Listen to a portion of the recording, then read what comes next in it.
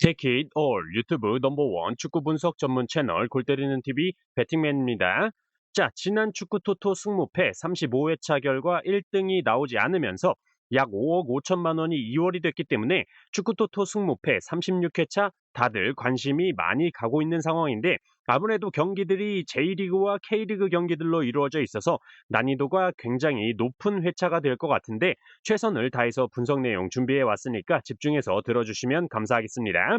자, 그리고 제가 K리그를 좋아하는 팬으로서 경기들을 실제로 많이 챙겨보는 편이기 때문에, 혹시라도 어떤 팀의 팬으로서 모욕적이다라고 느낄 수 있는 말이 혹시라도 중간에 뭐 있을 수도 있을 텐데, 그만큼 K리그에 애정이 깊다라고 생각을 해주시고 최대한 재밌게 말씀을 드리려고 하는 거니까, 너무 진지하게 배팅맨 이 새끼가 감히 내가 응원하는 팀을 욕해? 라고 생각하면서 접근하지는 않으셨으면 좋겠습니다.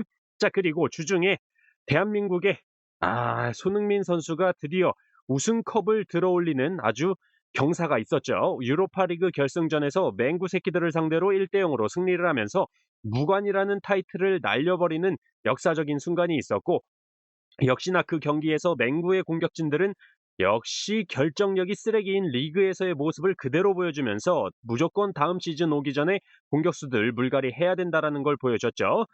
뭐 아무튼 손흥민 선수의 유로파 우승을 축하하면서 제가 오늘 낮에 손흥민 선수 헌정곡을 만들어서 유튜브 쇼츠 업로드를 했는데, 이 영상이 끝날 때쯤 우측 상단 화면에 링크를 띄워 드릴 테니까 클릭하셔서 다들 한 번씩 들어주시면 감사하겠습니다. 자, 그리고 항상 말씀을 드리지만 지금 보고 계신 최종픽 영상에서 빨간색으로 쓰여 있는 경기들의 경우는 멤버십분들 전용 영상으로 업로드되기 때문에 한 달에 4,990원 굉장히 저렴한 금액으로 골 때리는 TV 멤버십 가입하시면 1번 경기부터 14번 경기까지 영상 중간에 광고 없이 쭉 편하게 시청하실 수 있으니까 골 때리는 TV 멤버십 가입하셔서 편하게 시청하시는 걸 추천드립니다. 영상 시작 전에 좋아요 한 번씩 눌러주시는 거 잊지 마시고, 아직 구독 안 누르고 시청하시는 분들 구독 꼭 눌러주시고 좋아요 함께 눌러주시면 감사하겠습니다. 누르셨으면 시작해 보도록 하겠습니다. 자, 1번 경기 세레소 오사카 대 후쿠오카. 자, 파파스 감독의 세레소 오사카는 4-2-3-1 포메이션을 주로 사용을 하면서 수비 시에는 5백, 한마디로 3명의 센터백과 2명의 윙백이 내려앉는 모습을 보여주고 있고, 공격 시에는 4-2-3-1 형태를 보여주면서 빠른 전환과 전방 압박, 그리고 키타노 소타, 루카스 페르난데스, 하파엘 하타오 같은 창의적인 플레이를 할 수 있는 선수들을 활용하고 있습니다. 다만 공격적인 운영을 하다 보니까 수비적으로 안정성이 부족한 상황이기 때문에 J리그에서 두 번째로 높은 실점을 기록 중인 세레소 오사카입니다.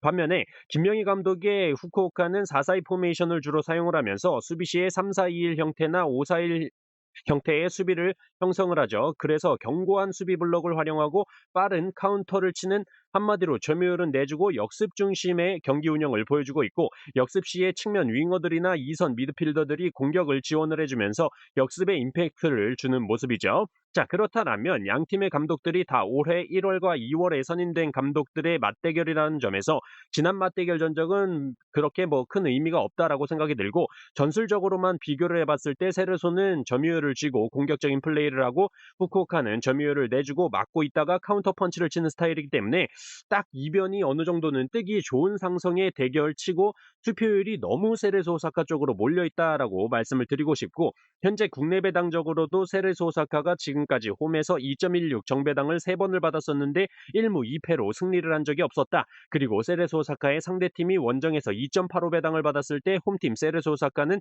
3무 1패로 승리를 한 적이 없었다라는 기록이 있었기 때문에, 저는 1번 경기 세레소 오사카의 승무패로 지우개 찬스를 쓰려다가 아무래도 최근에 득점력이 확실히 떨어진 모습을 보여주고 있는 후쿠오카이기 때문에 세레소 오사카의 승무 투픽으로 선택을 해보도록 하겠습니다. 자, 2번 경기 FC 서울 대 수원FC.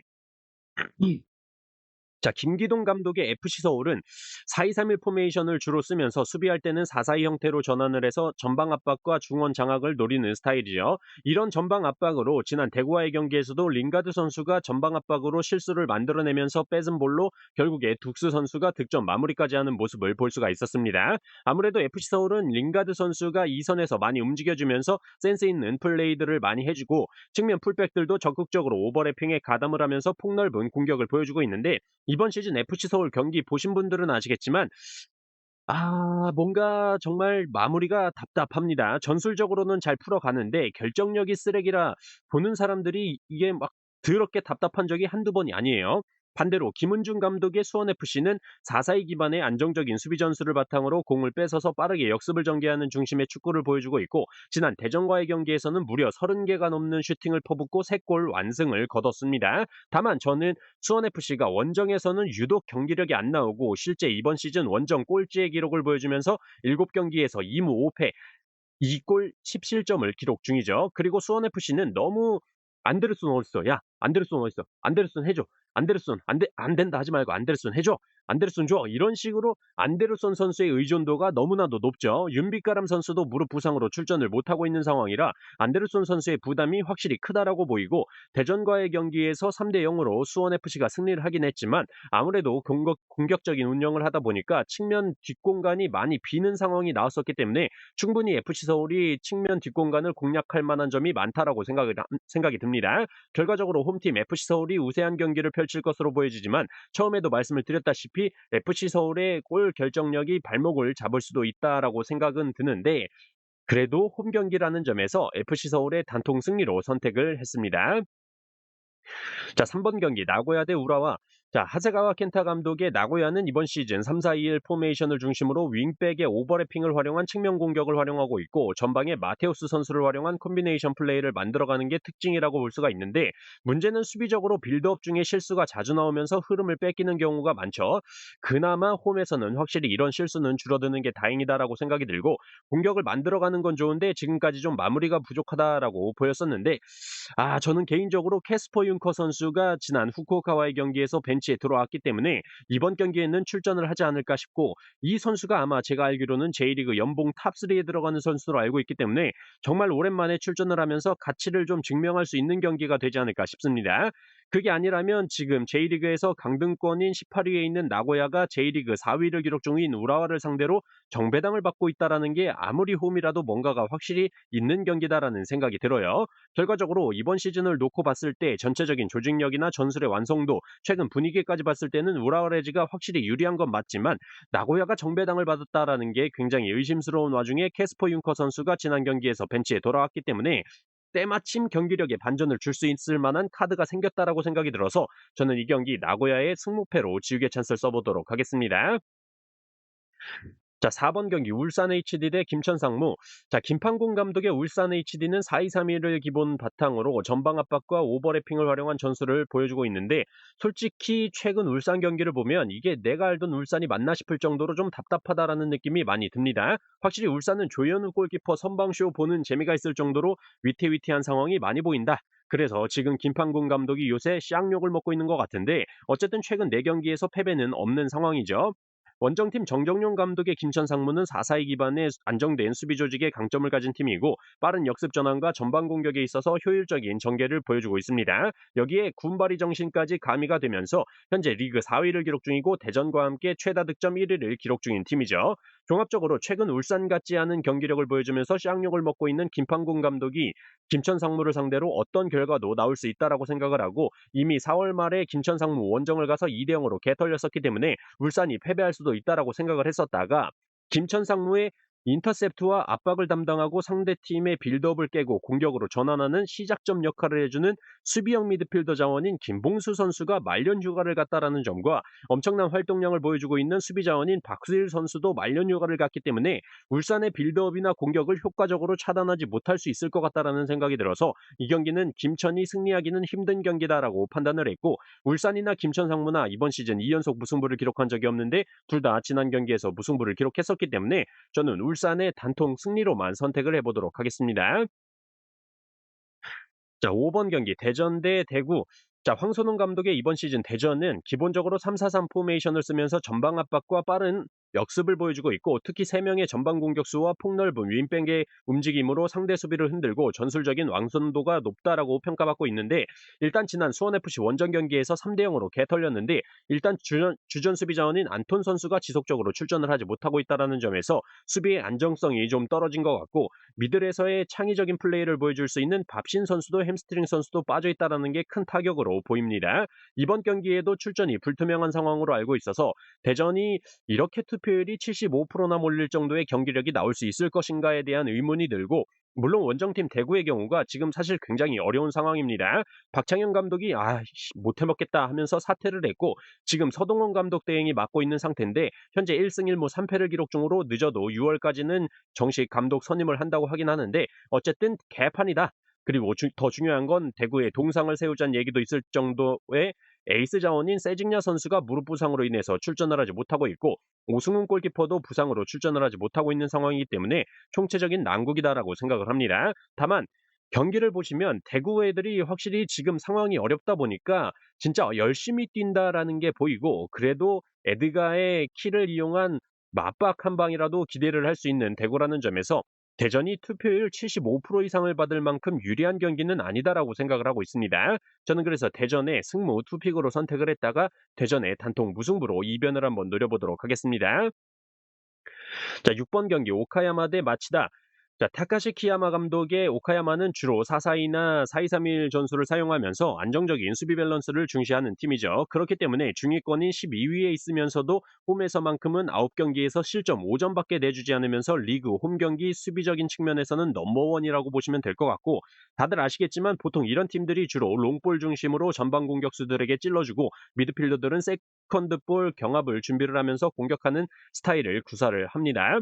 반대로 쿠로더 감독의 마치다 전술은 4-4-2 포메이션을 기반으로 롱패스 공격 전개와 세트피스 활용, 공중볼 장악과 피지컬 싸움을 적극적으로 펼치는 스타일로 우리나라의 오세훈 선수나 나상호 선수가 뛰고 있는 걸 생각해보면 확실히 스타일이 연상이 되죠.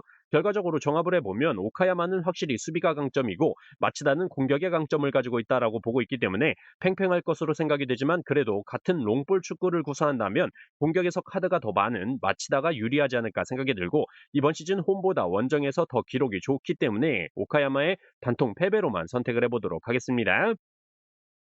자, 7번 경기 요코마리 대 가시마. 자, 우선 요코마리의 경우는 이번 시즌 초 스티브 홀란드 감독으로 시작을 했으나 최악의 경기력으로 11라운드까지 1승 5무 5패를 기록하면서 잘렸죠. 그 뒤로 패트릭 키소노버 감독이 선임이 됐는데 지금 선임이 되고 난 이후에 5경기째 모두 패배를 기록 중입니다. 한마디로 팀이 개판이란 얘기인데, 이번 경기는 리그 1위 가시마와의 경기이기 때문에 이 경기에서 리그 꼴찌를 기록 중인 요코마리가 승리를 하는 이변이 나온다면 이거는 뭐 개주작질이다라고 봐도 문제가 없을 것 같습니다. 다만 원정팀 가시마가 원정에서는 홈의 2분의 1 수준으로 득점력이 떨어지는 모습을 보여주고 있고, 팀 내 가장 많은 득점을 기록 중인 주전 공격 자원 레오 세아라 선수가 출전이 불투명으로 확인되고 있기 때문에 무승부 정도까지는 한번 나올 수 있지 않을까 생각을 합니다. 또한 요코마리가 이번 시즌 최다 연패인 7연패를 기록 중이고 가시마는 이번 시즌 최다 연승인 7연승을 기록 중이라는 점에서 무승부로 한번 연패와 연승이 끊길 타이밍이다라고 보고 있고, 5연패를 기록 중인 요코마리의 패트릭 키소노보 감독도 지금 아마 스트레스를 이빠이 받고 있을 것 같은데 잠깐 무승부로 숨 쉴 수 있는 타이밍은 줘야 사람이 살지 않을까 싶습니다. 요코마리의 무패 투픽으로 선택을 했습니다. 자, 요코FC 대 가시와. 요모다 감독의 요코FC는 주로 3-4-2-1이나 3-5-2 같은 3백 전술을 기반으로 윙백이 공격과 수비를 동시에 담당하면서 많은 경기에서 5백 형태로 수비 안정성 확보를 위해서 노력을 하는 팀이죠. 공격 시에는 삼선으로부터 짧은 빌드업과 측면을 강조하는 가시와 같은 리그 상위권 팀을 상대로는 아마 수비 지향적인 전개를 할 것으로 보이고, 코마이 선수 같은 창의적인 플레이를 보여줄 수 있는 미드필더를 좋아하는데 부상으로 지금 출전이 불투명한 상태고, 주전 미들 자원인 야마네 토아 선수도 부상으로 출전이 불투명하기 때문에 기본적으로도 공격 전환 시에 스피드가 안 나오는 팀인데 더더욱 불리한 경기가 되지 않을까 싶습니다. 원정팀 가시와는 히카르도 로드리게스 감독 주도하에 주로 4-4-2를 쓰면서 경기 상황에 따라 4-2-3-1 또는 4-3-3으로 유연하게 전환하는 모습을 보여주고 있고, 견고한 라인 컨트롤과 라인 간격을 유지하면서 안정적인 블록 수비를 구축하고 있고, 공격 전개 시에는 롱패스와 피지컬, 세트피스를 중심으로 빠른 전환보다는 여러 가지 공격 옵션을 강조하기 때문에 리그 2위답게 공수 밸런스가 좋다라고 보여집니다. 저는 그래서 이 경기의 경우는 원정팀 가시와가 특별한 주전 자원의 결장도 없고 확실히 유리한 경기다라고 생각이 들어서 요코FC의 단통 패배로만 선택을 해보도록 하겠습니다. 자, 이렇게 축구토토 승무패 36회차 제가 선택한 최종 픽에 대해서 말씀을 드려봤습니다. 잘 참고하셔서 골 때리는 TV 가족분들 좋은 결과 있으셨으면 좋겠습니다. 이번 한 주도 수고하셨습니다. Take it all.